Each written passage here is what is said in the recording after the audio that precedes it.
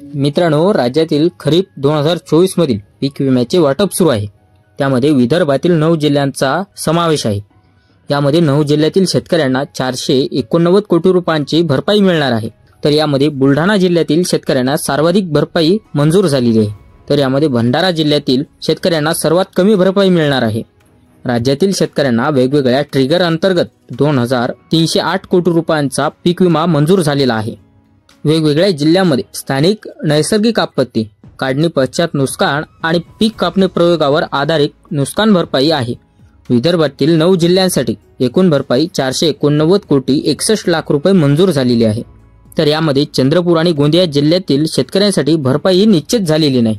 यामध्ये विदर्भातील सर्वात जास्त नुकसान भरपाई मिळवणारा पहिला जिल्हा म्हणजे बुलढाणा। बुलढाणा या जिल्ह्यासाठी नैसर्गिक आपत्ती 144 कोटी 61 लाख रुपये मंजूर झाली आहे। तर पीक कापणी प्रयोगासाठी 2 लाख रुपये। तर बुलढाणा जिल्ह्यासाठी एकूण भरपाई 144 कोटी 23 लाख रुपये मंजूर झालेली आहे।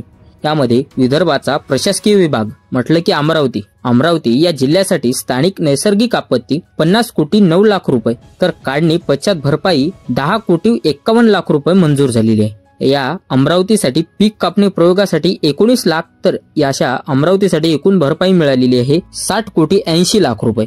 यामध्ये अकोला जिल्हा स्थानिक नैसर्गिक आपत्ती 66 कोटी 64 लाख रुपये मिळाली आणि यामध्ये वाशिमला मिळाली 10 कोटी 74 लाख रुपये।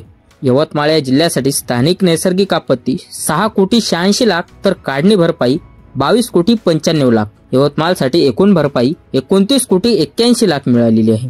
यामध्ये वर्धा जिल्ह्यासाठी स्थानिक नैसर्गिक आपत्ती मिळाली 115 कोटी 18 लाख, तर काढणी भरपाई मिळाली 71 लाख। अशी वर्धा जिल्ह्यासाठी एकूण भरपाई 115 कोटी 90 लाख मिळाली। यामध्ये नागपूर जिल्ह्यासाठी नैसर्गिक आपत्ती मिळाली 55 कोटी 94 लाख, पीक कापणी प्रयोगासाठी 11 लाख। नागपूर जिल्ह्यासाठी एकूण भरपाई मिळाली 56 कोटी 5 लाख।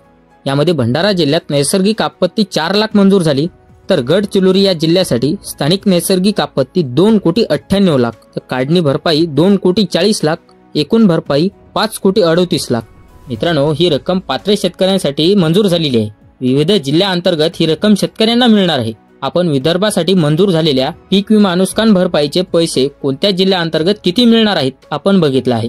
मित्रांनो, तुम्ही कोणत्या जिल्ह्यातून आपला व्हिडिओ बघत आहात कमेंट बॉक्समध्ये नक्की सांगा आणि आपल्या चॅनलवरती नवीन आला असाल तर चॅनलला सबस्क्राईब नक्की करा आणि अशाच माहितीपूर्ण व्हिडिओसाठी आपल्या चॅनलला सबस्क्राईब करा, जेणेकरून नवीन अपडेट तुमच्यापर्यंत लवकरात लवकर पोहोचतील।